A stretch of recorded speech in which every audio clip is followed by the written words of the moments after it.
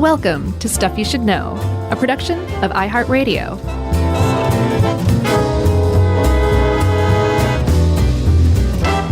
Hey, and welcome to the podcast. I'm Josh Clark. And You making fun of me? this, I'm sorry, I had something in my mouth, is Stuff You Should Know. And I have no room to make fun of you, friend. I've been on my own dental journey for some time now, and I'm still in the midst of it. What do you got going on? Oh, all sorts of stuff. I was not granted with like great, strong, indestructible like teeth and all that, you know? Yeah, like I know the feeling. I thought like I just hadn't taken enough care of them or whatever, but now that I actually do take really good care of my teeth, I found like, nah, they're just not as great as they could be, I think. Yeah, I'm fully aware with that emotion, as you know. And I don't even know if I may have said on the air, but my front one, I'm going to have it redone. Yeah. Yeah, when is that going to happen? It's sort of, I mean, right now he's basically like, it's not causing any trouble right now, but it's going to happen at some point. So he almost made it sound like whenever you feel like you're up for being toothless again for 3 months, let me know. So is there ever a good time? Just in time for our next live show, whenever that is? Oh, jeez, I forgot about that. I don't know. We'll see. Yeah. Well, it's not like you haven't been on stage without a tooth before. You taking them out. Like that was your shtick at the beginning of a number of shows. So don't get shy these days, Chuck. No, you gotta work your deficiencies into humor. That's true. That's true. So we're talking about the history of dentistry, which, by the way, people listening, I know you know this probably, but it wasn't until like late in the 18th century that word was even used, really. They didn't even call it dentistry until then. They called it fizzlestick. And we should thank quite a few people here. I'm sure you have some websites that you looked at, but I went to the British Dental Association, artook.org, History Daily, this great website called All Things Georgian. I think it's a blog. Oh, neat. Where you can find some cool old pictures of antiquated dentistry tools. And then a book by James Wybrandt called The Excruciating History of Dentistry, insert colon sound. Has that been happening, by the way? I don't think so. I think Jerry thought we were joking about that. So literally, I've just been saying that? I'm pretty sure. Well, I haven't picked it up on any of the QA I've been doing. I haven't either. So well, we'll find out on this one. I'll pay extra attention. Toothsome Tales and Oral Oddities from Babylon to Braces. Very nice. Yeah, great title. Huge shout out also to our boy Dave Roos for helping us with this one as well. Yeah, this was my idea, and when we instructed Dave, I said, "Hey, Dave, how about history of dentistry?" And it's like, I don't want to talk about anything modern that works. I want to talk about all the old stuff. Right, all the stuff that they tried along the way that people screamed in excruciating pain. And actually, I think that's good for pointing out, Chuck, that there are points where what stuff we're talking about like might actually make you feel faint. Like it happened to me. Yeah, this is a trigger warning for sure. There was this one site called Science Museum Group Collection.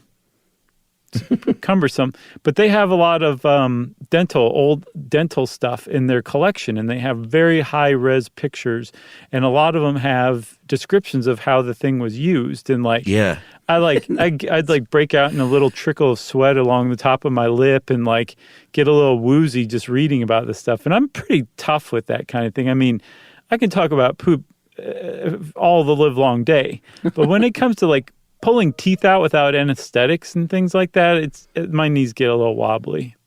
Yeah, and I don't know if you had the same reaction, but looking at these old dental tools, it's like, oh, well, that was clearly also this, like some sort of ironsmithing tool. Right, yeah. Or whatever, and they just said, well, hey, I bet you if you move that little spondivot over here, you could also use it to crank out a molar. And as we'll see, if you wanted a tooth removed for a very long time, depending on where you lived, you probably went to go see your local smithy. Yeah. Crazy stuff. Just settle in, everybody. Let's start at the very, very beginning. Because for at least 7,000 years, people have been talking and writing about toothaches. The Babylonians, I believe, were among the first to ever create an alphabet, to ever write anything down. And one of the things they wrote about was toothaches and the idea of where toothaches came from, which are called toothworms, Chuck, which are cute sounding, actually, Yeah, the tooth worm is what you think it is, even though it's not real, but little tiny worms that get in your mouth, and sometimes that they would originate in your mouth like spontaneously. Sometimes they got into your mouth somehow and worm their way literally into your tooth like the non-existent core of an apple. And this is, they said, all right, here's what you should do. You should do some sort of ceremony to the gods and ask for a little help from the gods. And then later on they said, or maybe we can actually try something. Right. And that early something, and this is 2250 BC. Yeah, 4,250 years ago for the most people would say 2250. They would heat up a piece of, they would heat up beeswax filled with henbane seeds and put it in your mouth. And so it basically fills your mouth up with the smoke of the henbane seed, which is a nightshade, and it can be really dangerous if there's a lot of it. But this kind of just showed you where they were at. It seems like all the earliest and for a long time mitigation efforts were at trying anything to just numb the pain a little bit for a while. Yeah, because henbane will do that in small doses. I'm sure. And it was basically like, let me stop the pain for a little while, but the pain would always come back. So eventually they had to move to extraction. Yes. And the toothworm theory of teeth pain had a really staying effect. Like it was around in the medieval times in Europe. If you actually go to medieval times today in your local suburb, you'll hear them talk about toothworms. And there was Is that true? No, I don't think so, unless somebody really did their homework. But it wouldn't surprise me. No, there was a study I ran across that talked about, and this was a paper from 1998 that talked about a Chinese traditional medicine practitioner who cited toothworms as the cause of somebody's toothache that they were healing, and they used that same beeswax henbane medicine to treat it. Here's what I want to know. Did they actually see any worms ever? Like, was this somebody whose mouth was so infected they got worms or something? Oh, boy, wouldn't that be something? Oh, my I mean, I don't know. If they were completely invisible, it just seems a little weird. Maybe they saw pus and it came out as in kind of a worm-like form, like a zit from the gums, and somebody thought it was worms. Or who knows, maybe somebody did have worms. It seems weird to just be like, it's worms, so without anyone ever having seen worms of any kind. I told you guys. I didn't know that you were going to talk about mouth pus. Let's skip forward to ancient Egypt, where we have who may be the first dentist. Oh, yeah. And this is around 2600 BC or 2600 during the time of King, is that Dozer? That's how I take it. J is silent, right? Dehoser. Hey, Dehoser. There was a scribe called Hesi Ree, and they read the hieroglyphics on the scribe's burial chamber that basically said, this guy is the best in town at dentistry. He's the greatest of those who deal with teeth and of the physicians. And that was, I think, one of the first sort of mentions of someone, written down on, not paper, but it's hieroglyphics, written down that someone actually did this for a living. Yeah, the paper actually did come not too much longer after that. The Papyrus Ebers, which we've talked about many times, it's a scroll, and it had a lot of stuff, medical ailments and treatments for those ailments. And there were treatments for toothaches and other kinds of oral problems like bleeding gums and stuff like that. And of course, because what they had at hand at the time were medicinal cures, they prescribed all sorts of medicinal cures. And it's like you said, there was basically just this aim to cure the pain. And they would do all sorts of things like use opium, or they would use that henbane or other kinds of nightshade. Yeah. But then also, problematically, they would use arsenic, which it really does kill diseased tissue, sure, but it also can kill you, too, in some pretty horrific ways. What's crazy about that is not that the ancient Egyptians were using that, 3,500 years ago, but that was still in use into the modern age. People were using arsenic for a very long time to treat mouth stuff. And in fact, we've done a lot of weird stuff to our mouth and used a lot of things we shouldn't have been using in our mouths over the years. I was trying to think of a Bleeding Gums Murphy joke there a minute ago, but All you have to do is say his name, and there I you guess go. So. You mentioned ancient Chinese medicine or traditional Chinese medicine, and they were kind of on board early on. It's funny because sometimes people seem to be going toward the right thing. Yeah. Because they were using things like rinses and mouthwashes. Makes sense. They would also use enemas. I'm not sure about that. Enemas have been listed to cure a whole host of things, but I don't know about toothaches. It was more meant for the distraction, is my guess. Right. Then someone punches you in the mouth. Right. But acupuncture, of the 388 acupuncture sites for TCM, 26 of them are tied to toothache relief. Yeah. And then piling on from the different cultures that added and contributed to like our general human knowledge of how to treat problems with the mouth, the Hindus from, say, like India and Southeast Asia and South Asia, they put their stuff down in the Vedas, which were a bunch of ancient texts, much like the Papyrus Ebers, which dealt with things like medical conditions, including how to not just treat tooth problems and teeth pain, but also how to like prevent it. And they actually prescribed using like a twig with the end frayed to basically chew on and also just kind of brush with. It was like the first earliest toothbrush. And they also had dentrifices, which is a type, something you would use to clean or polish or scrape off your teeth, made of honey, oil, and herbs, which is pretty great. Like that was pretty groundbreaking, frankly. Yeah, and that's people still use. In survival handbooks and stuff, they say if you're, lost in the woods for many, many days, you're going to want to take care of your teeth. It sounds silly, but if you're wandering around for 3 weeks, you want to just feel fresh. But the whole frayed twig thing is what people still do that in different cultures around the world, chewing on twigs. You can even buy some of that stuff still. Yeah.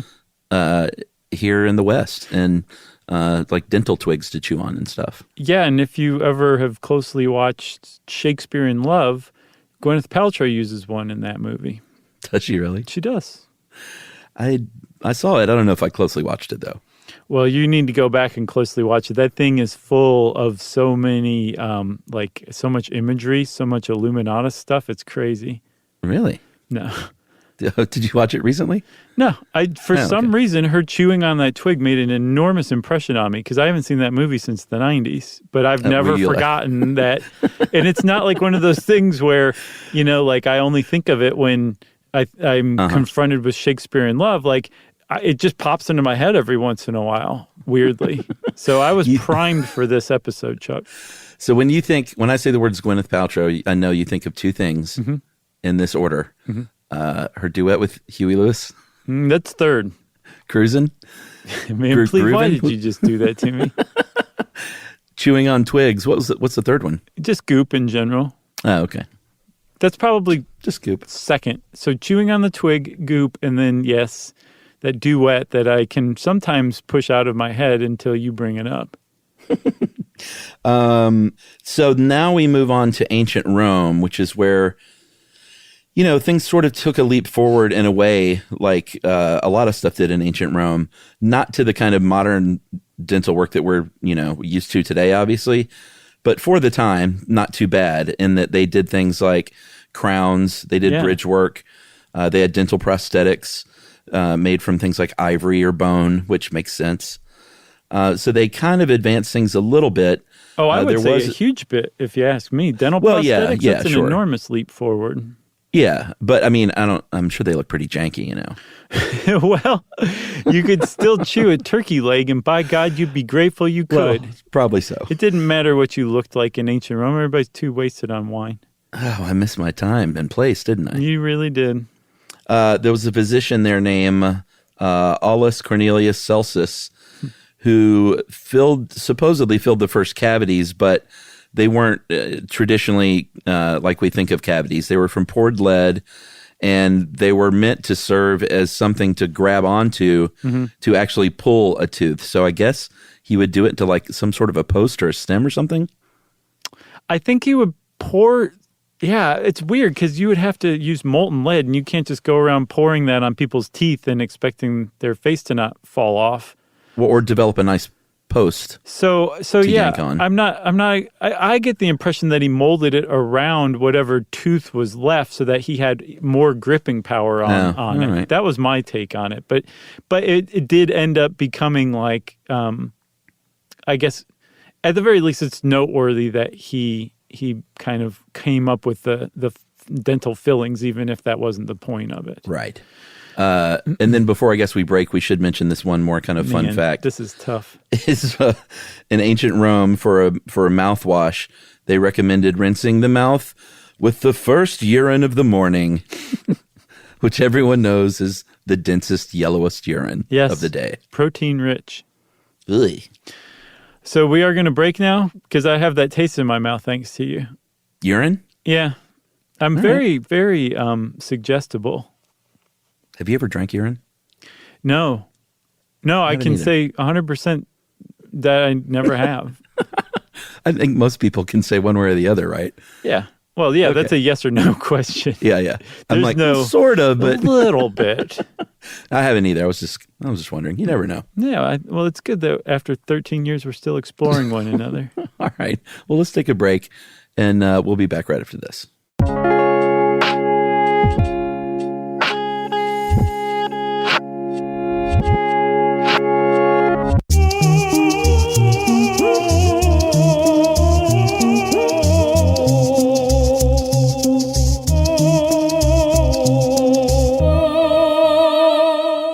So, Chuck, we're back, and we're into the Middle Ages now. I don't know if anyone's caught on to this, but we're loosely organizing this Sequentially? Yeah, over the years. Okay.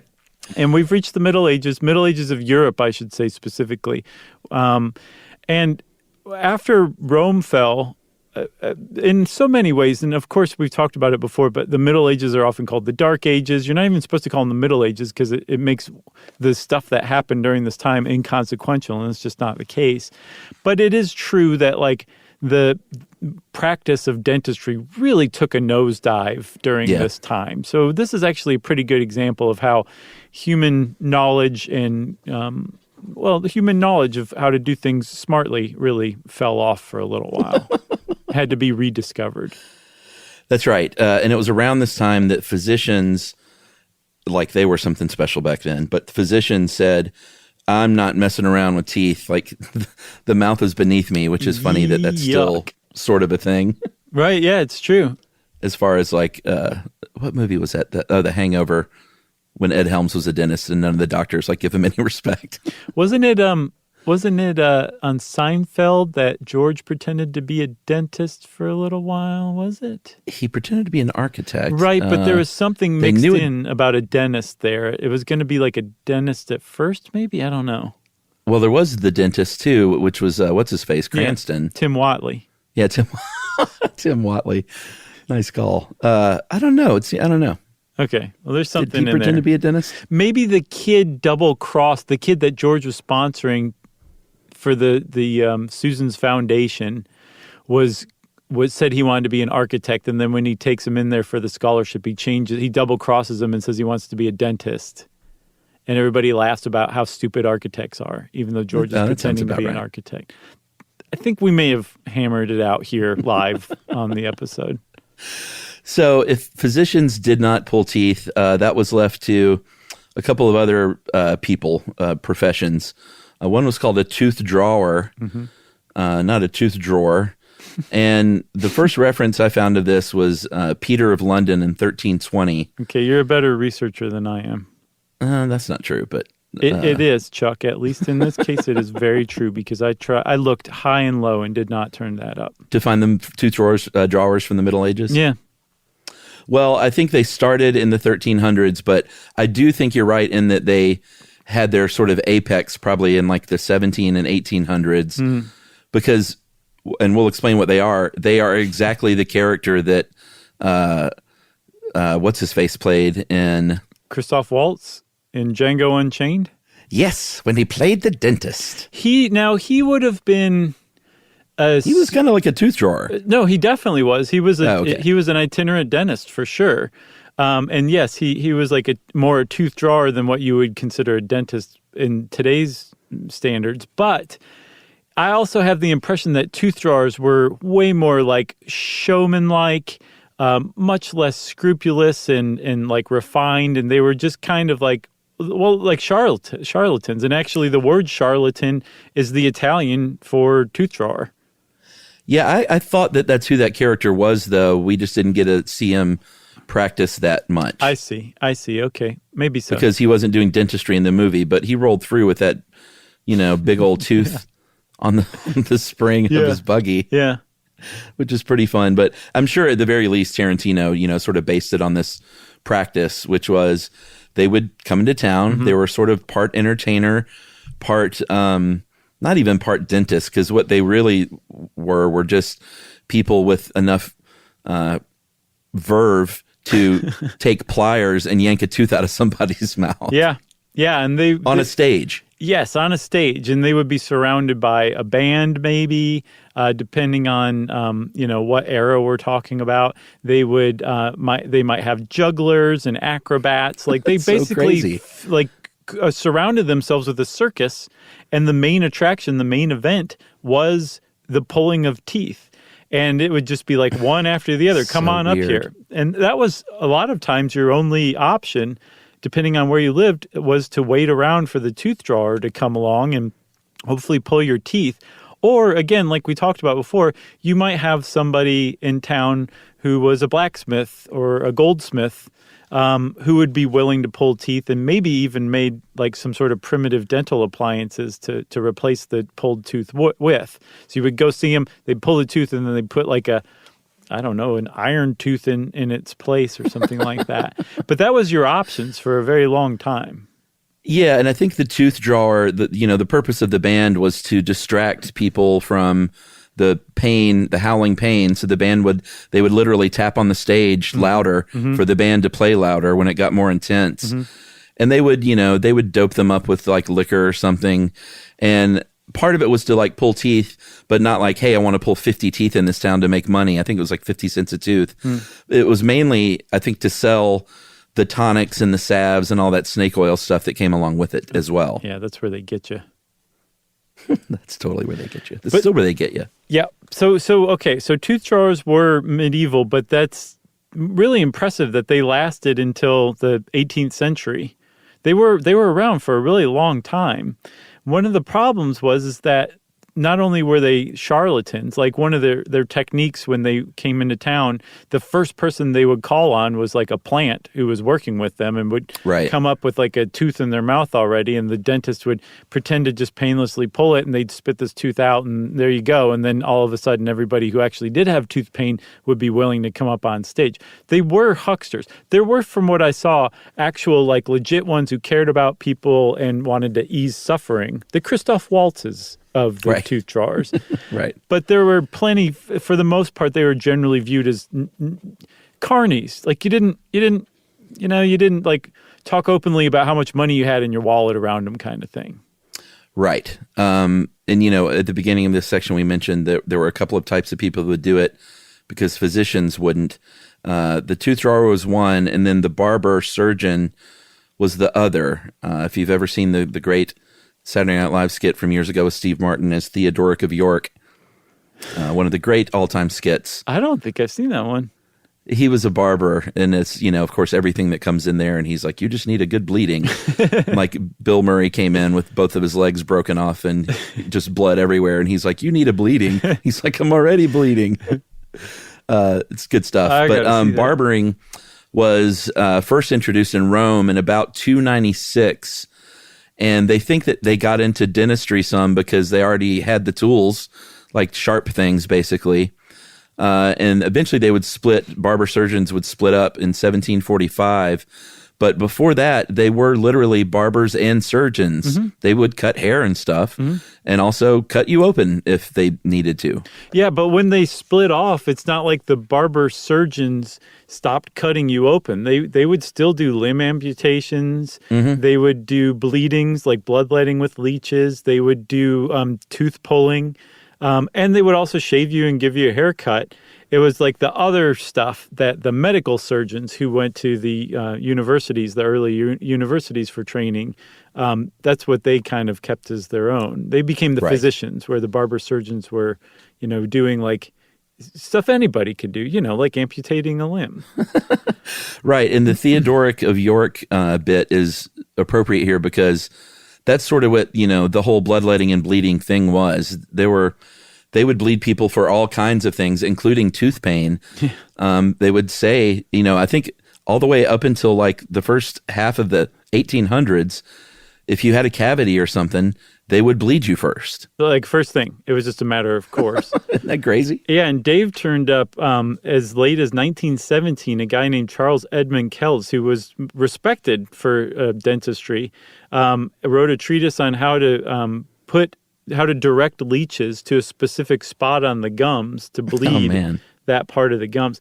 And I looked, and to my great astonishment, Chuck, we have not done an episode on leeches, and by God, we are going to do an episode on leeches. Really? I know. We did one on medical leeches, right? We did a bizarre medical treatments episode once. And that was in there? And it was in there, but I mean, it's perfect. It's like weird medical stuff, animal episode. It's got it all. It's going to be references? A great one. Sure. Yeah, to the movie Leeches. Got to talk about Stand By Me. Oh, yeah, that movie. But also Leeches, too, right? Was there a movie called Leeches? I'm sure there was, and I think it had an exclamation point. Well, I'll tell you what, if there's not that movie, we'll do that movie, too. Okay, like we'll make it ourselves? Yeah. Okay. Starring us, written, directed by us, the whole deal. That sounds awesome. We can just go back and use our This Day in History series and just dub in new dialogue and call it a day. That's right. So the tools that they would use, this is where I went to that Georgian, All Things Georgian website. Mm-hmm. There were all kinds of things. There was something called a dental pelican. All these were sort of versions of forceps at the end of the day. The pelican looks sort of like ice tongs. Yeah. Like for big blocks of ice. I couldn't make heads or tails of how it was used. I don't know. I mean, there's something called a dental key, which could be used to either lever out your tooth or just break it into pieces. That was the one that made me feel first faint. So George III's operator for the teeth, Thomas Birdmore, wrote some stuff in his treatise on the disorders and deformities of the teeth and gums in 1770. And he talked about this lady that came in that had a bad tooth that needed to be pulled, one of her upper molars. And he said that after some work, he brought away the affected tooth together with a piece of jawbone as big as a walnut and 3 neighboring molars. Good Lord. Yeah, so I'm glad you said that. I ran into that all over the place. One of the problems with pre-trained dentistry, where there was like actual like science-based treatments and stuff like that, when you had your tooth pulled, like there was a really good chance that a big chunk of the bone and like your jaw was going to come out along with it because they didn't know what they were doing. And like you could die from it. Like a lot of people actually died from an infection that was brought on by a badly pulled tooth, a botched tooth drawing. Yeah, this is, it's sad, but it's kind of funny too because it was so long ago. But the bill of mortality in London in 1665, what the number 5 cause of death on the bill of mortality was just teeth. How'd they die? That's all you need to say. That's it. There were apparently 111 people in London died from infections in 1 week brought on by botched dental pullings, tooth Again, pullings. We don't mean to be laughing, but comedy is tragedy plus time, right? Yeah. I know exactly what you mean. I've got one that's coming up that I just can't help. Okay. So we finally have reached that 18th century where interestingly, that's the heyday of the tooth drawers that we described, like where they roll into town with like a circus around them and everything. The early 18th century was when they were really doing that up. But at the same time, this is also the origin of dentistry as we understand it today, like modern dentistry. And there are 2 guys that are typically pointed to as the fathers of dentistry. One is a Frenchman named Pierre Fauchard. And the other is an American named Green Vardaman Black, which is a pretty cool name. GBB. Yeah. If just you like have that name two more. colors in your name, that is impressive. You don't see that very often. Like his name is Green Black. Yeah, I never thought about that. Well, you've just heard his name recently. You know what you get when you mix green and black? Like Black? I think black, right? Yeah. So you could just call him Black. So Pierre Fauchard, he pioneered a lot of things, but one of the funny things that you never really think about as far as an advancement was literally just putting people in an armchair to work on them. Genius. And apparently before then, they would lay people on the floor and I guess get on their knees, the dentist would. I can imagine and put their head between their knees and like hold it between their knees and thighs to keep it steady because it was such an awful thing. Yes. I mean, that was dentistry. Yeah. So it really was like cutting edge to be like, how about you just make yourself comfortable in this chair and I'll stand over you instead. And me comfortable. Right. And that wasn't the extent of Fauchard's contributions. He was the first to create like evidence-based treatments. He just kind of poo-pooed the idea of just following tradition. He felt tradition was probably not so great, and he wanted to apply science and rationalism, I guess, to the whole pursuit of treating people's teeth problems. He also got really good at creating like prosthetics, like dentures and things like that, that he would string together. He also was known for introducing a lot of the dental tools. I don't know if he invented all of them, but he organized and categorized them. And basically, his treatise, I think it was a 2-volume work that spanned 800 pages, basically set down like, here's how you be like a legitimate dentist, 1750s style. And a lot of his observations were so... they were just accurate that they still hold true today, although I've seen his work as being described as primitive, but that's what pioneers do. They produce accurate, primitive work. What about Green Black? Was he basically in the same boat? I didn't see a lot about him. I didn't do a lot of research on Green Black. I just saw that both of them tend to be tied together as they kind of split that name as the father of co-fathers. dentistry. Yeah. I saw much more on Fauchard. Should we take a break now? Sure. All right, we'll take a break and we'll talk about anesthetics and toothbrushes, toothpaste, all that good stuff right after this.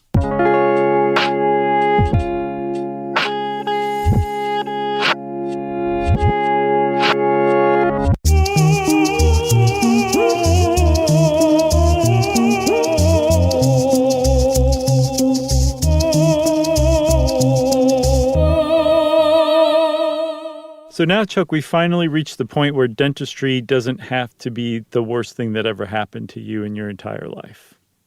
Then why is it the worst thing that happens to me? Because you're failing to imagine how bad it could be. All right, I got you. We should thank our lucky stars that we were born into an era where there's such a thing as anesthetics.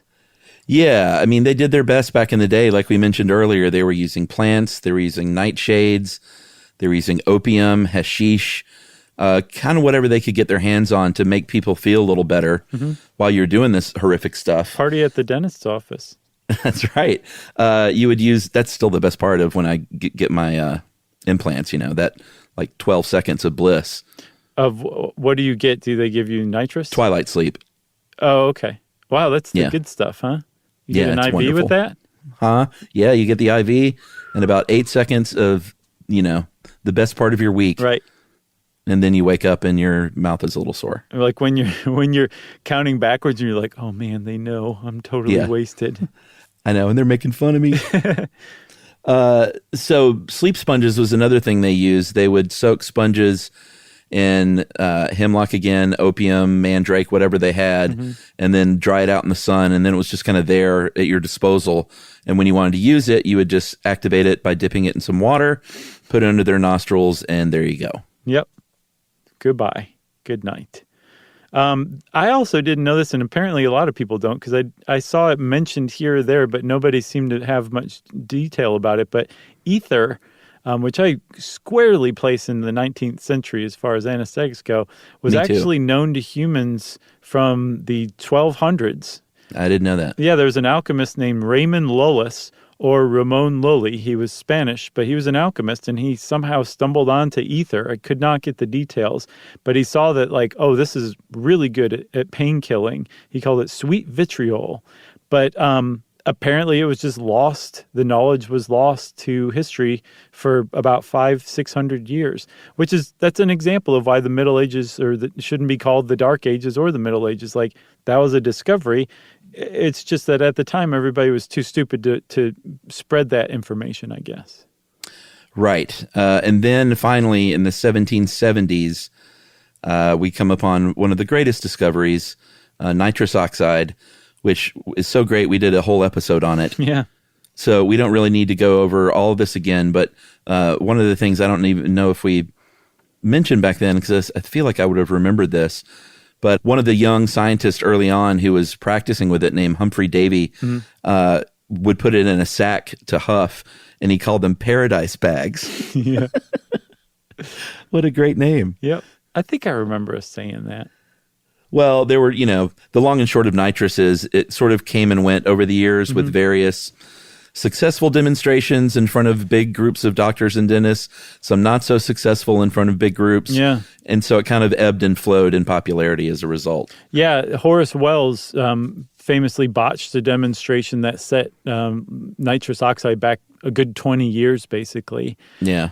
But a couple of years after that, one of his students, W.T.G. Morton, said, hey, everybody, you thought nitrous oxide was something? Check out ether. And he introduced ether through a demonstration and showed how somebody could have a tumor removed without even batting an eyelash. And everybody was like, okay, this ether's pretty good.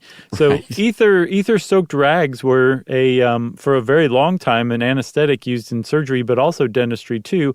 And then laughing gas kind of came back about like 20 years after Wells's botched demonstration. So by the late 19th century, the mid-late 19th century, we had two very powerful anesthetics that just completely changed the course of dentistry, and I think allowed people to start being like, okay, I'm willing to start like actually going to see a dentist now if they've got this stuff to offer.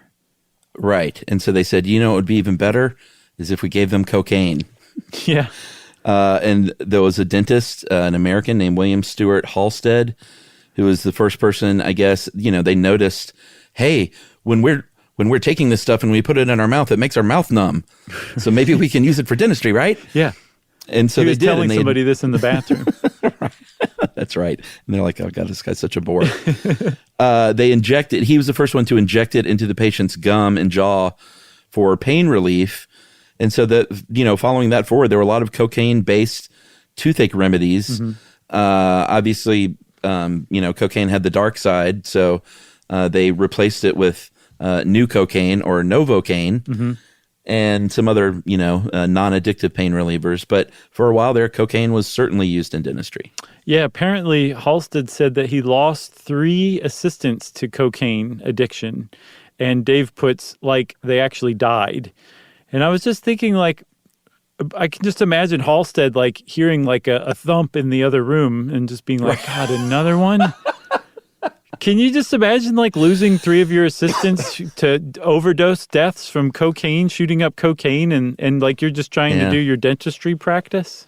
And then he threw him in his convertible and drove him over to Eric Stoltz's house. Right. And it all worked out. Yeah. Man. We got pop culture flying all over the place today. We do. So now we're at toothbrushes and toothpaste, sort of a little more in earnest in that they, we kind of talked about the ancient stuff that they would use, these tree twigs and stuff like that. Gwyneth Paltrow. Yeah, Gwyneth Paltrow. But that's they. They would use cloth. I think the Queen of England used cloth and toothpicks. Until the mid-19th century, basically any kind of manufacturing process kind of didn't make it affordable to even make regular toothbrushes. So it was cloth and sponge and rinses and stuff like that. But I think they eventually worked out the toothbrush and they needed something to put on the toothbrush, at which point they said, how about just some really strong scrubbing, what's the word I'm looking for? Bubbles? Scrubbing bubbles? No, like what's the powder? Like an abrasive powder. And they use stuff like crushed coral and pumice, but that would ruin your teeth after a few weeks or months. Yeah, really quickly. And so toothpaste came along, and it still followed that same pattern, where apparently the earliest incarnations of Pepsodent had something that was an abrasive that you could actually cut glass with. And there was another toothpaste called Tartar-Off that had hydrochloric acid in it. Tartar-Off for sure. I mean, it would make your teeth white for sure, but then it would eventually wear them down to nubs in like a few months, Yeah, I think it took a while to kind of find the right balance between protecting the teeth and cleaning the teeth at the same time. Yeah, and I mean, there's still abrasives in your toothpaste today. They've just gotten a lot better at getting it just the right amount so that, it doesn't wear your enamel down. It's like baking soda and stuff like that, right? Yeah. I ran across something on, I think, the ADA website that in America, toothpaste and brushing your teeth in general did not become widespread. It wasn't like the norm until after World War II. And it was because American GIs returned from Europe saying, hey, it's crazy. Everybody over in Europe has actually nice breath. And this is how they do it. And that's when it really took off from what I understand. Yeah. Very cool. Yeah, it is. It is cool in a way, but also wow in another way. These are my grandparents we're talking about. Right. Yeah. The Greatest Generation. That's right. The Greatest Generation. We can dispel the myth that George Washington had wooden teeth.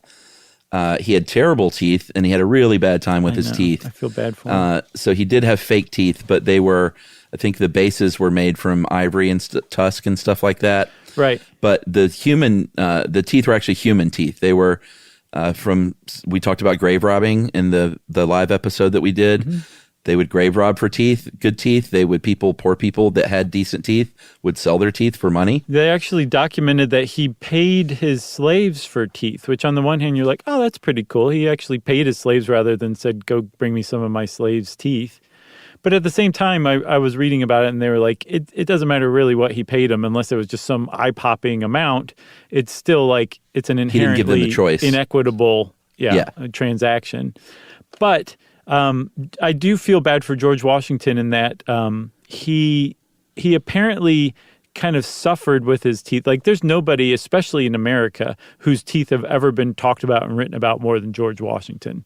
I'm second place. You are a close second, but he's definitely the first place winner. Yeah, I think so. And he apparently, one of the reasons why he wore dentures and kind of suffered through this and insisted on wearing them all the time was because he was the face of this new nation. He was the first president, right?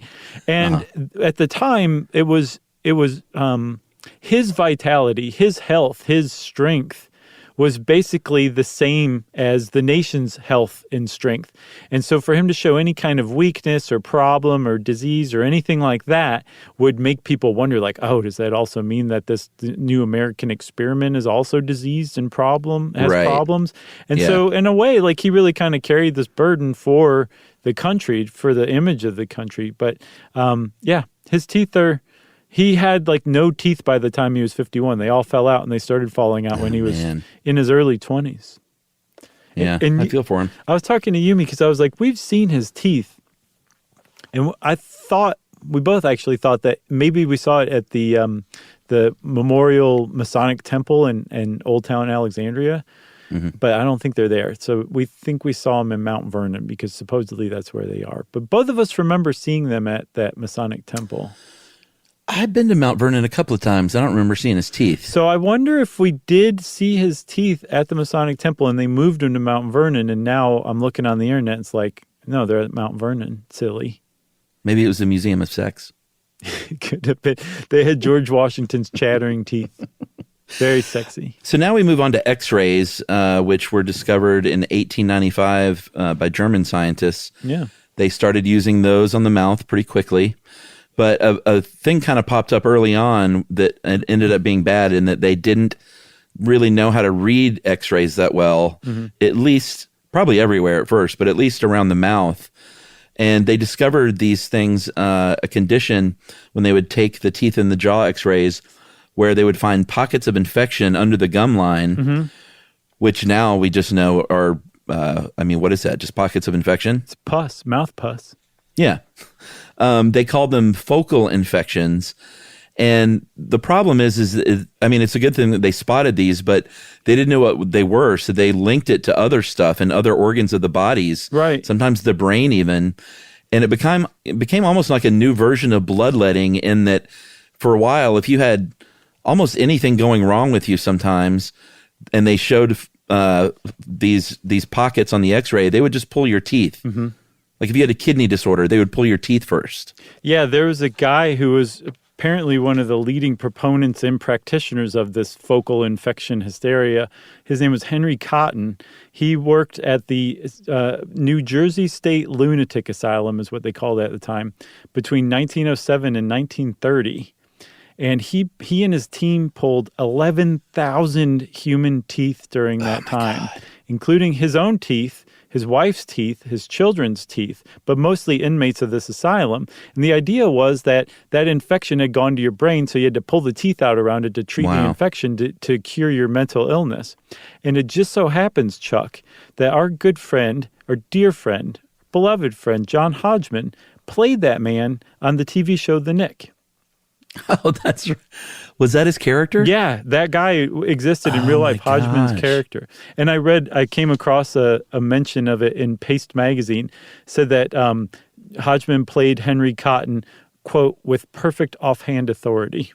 Which I think is one of the best. I remember him on the Nick, but I didn't remember that. He was playing Henry Cotton, this guy who was just pulling 11,000 teeth from people over 23 years to cure their mental illness, which is nuts, but it actually happened. You'll have to text him, let him know we were talking about his acting career. I will. I'm sure he'll hear it when this comes out. He listens to every episode the moment it's released. No, he doesn't. Someone will let him know. And then we wind out to kind of a guy who weirdly ended up being, for the wrong reasons, the person who changed dentistry for the better, in that he was not a good dentist, and he was came along at a time when the ADA had just formed. Yeah. In 1859. They met at Niagara Falls, formed the ADA. In 1866, they said you can't be a snake oil salesman anymore. You can't have these advertisements and personally solicit business. Like we gotta kind of put ourselves up there with the doctors, guys. Yeah. And not do this stuff. And a dude came along that defied all that, so much so that they really started to sort of codify and put that stuff in the rearview mirror. Well, they were trying to figure out how to differentiate themselves from just people who pulled teeth for a living but didn't go to dental school. And it's hard to do that. And a way to do that is to find a scapegoat and point out how terrible they are, to use them as an example of how great you are, right? To make yourselves look good. And that's what they did with this guy, Edgar Randolph Painless Parker, who was very much a snake oil salesman, a charlatan. He was of the kind of dentist that he actually did go to dental school, but he was like, I'm losing money to these tooth pullers, these tooth drawers, so I'm going to start advertising again. And I think while I'm at it, I'll start making snake oil and all that stuff. But he was of the school where you would just like fill a tooth with a like amalgam, say mercury or something like that, and you wouldn't get rid of any of the decay. Well, your face would still rot off regardless, but yes, your dental visit was painless because they didn't scrape out any of the cavity to start. That's who they were competing against. So they used this guy to basically say, all this stuff this guy is doing, this guy right here, that's not dentistry. Come over here. What we're doing is actual dentistry, and it's going to help your health.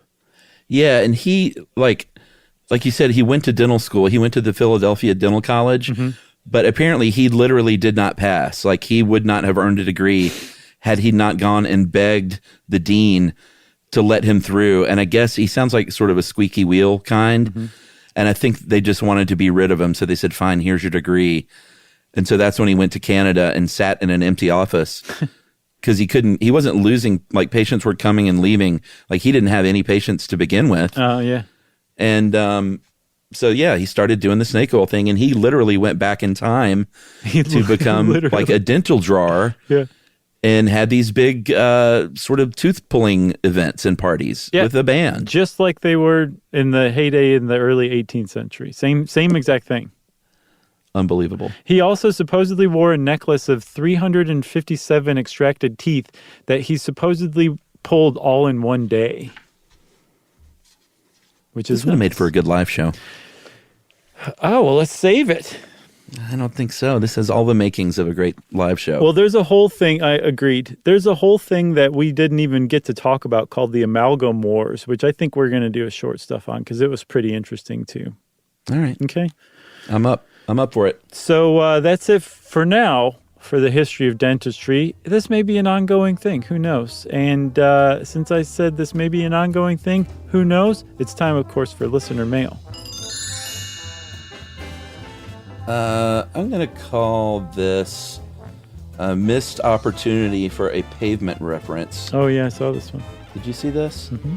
This is from Alan Coleman, and this is about the Salem witch trials, and I can't believe I walked right past this because this is one of my favorite pavement songs. He said, "Hey, guys, love the podcast. Mm-hmm.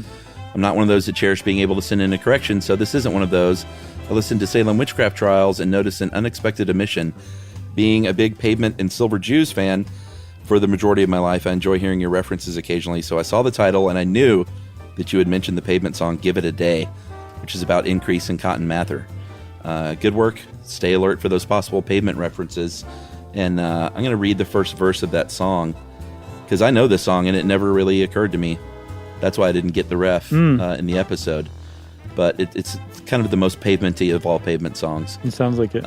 Increase Mather told her dad, by the way, he says her dad, I roundly disagree with you. Your vocal style's too preachy, and the yokels mock your teaching. But Cotton, he was just so oblivious to all their cutting pleas.